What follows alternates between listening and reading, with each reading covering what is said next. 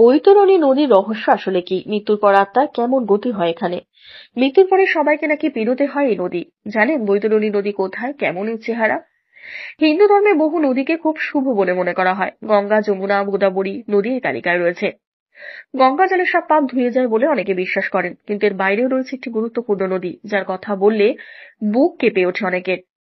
হিন্দু ধর্মে উল্লেখ আছে এমনই এক নদীর। গরুড় পুরাণে এই নদীর কথা বিস্তারিত আলোচনা করা আছে। প্রতিটি মানুষকে মৃত্যুর পর নাকি এই নদী পেরোতেই হয়। এর নাম বৈতরণী নদী।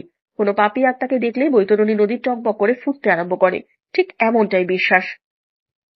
কোথায় প্রভাবিত হয় এই বৈতরণী নদী? পুরাণ অনুসারে যমলোক থেকে ৮৬,০০০ যোজন দূরে বৈতরণী নদী প্রভাবিত হয়, কিন্তু এখানে জল নেই।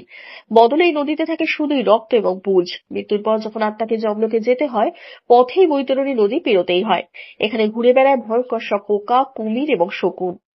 এই নদী পেরোতে কাদের কষ্ট হয়? গরুড় পুরাণে বলা আছে, জীবদ্দশায় যারা খারাপ কাজ করে মৃত্যুর পর বৈতরণী পেরোতে তাদের যন্ত্রণা ভোগ করতে হয়। যমদূতরা যখন কোনো পাপী আত্মাকে বৈতরণী পার করায়, তখন সেই নদী টগবগ করে ফুটতে শুরু করে।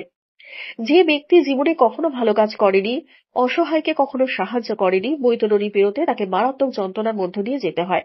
এমনই বলা আছে পুরাণে। বৈতরণী কারা সহজে পার হতে পারে? পুরাণে নারায়ণ বলেছেন, পুণ্যবান আত্মার মৃত্যুর পর বৈতরণী পেরোতে কোনো কষ্ট ভোগ করতে হয় না। যে ব্যক্তি ধর্মের পথে অনুসরণ করে জীবন কাটান, অনাথ আতুর দরিদ্রদের দিকে সবসময় সাহায্যের হাত বাড়িয়ে দেয়, তিনি সহজেই যমলোকের পথে যাত্রা সম্পন্ন করতে পারেন। পুণ্যবান আত্মাকে যমদূতেরা নৌকায় বসিয়ে বৈতরণী নদী পার করায়। পুণ্যাত্মা বৈতরণী পেরোনোর সময় নদী শীতল হয়ে যায়। শান্ত হয়ে থাকে নদীর সব কুমির এবং পোকামাকড়রা, ফলে তিনি সহজেই স্বর্গলোকে পৌঁছতে পারেন। ধন্যবাদ।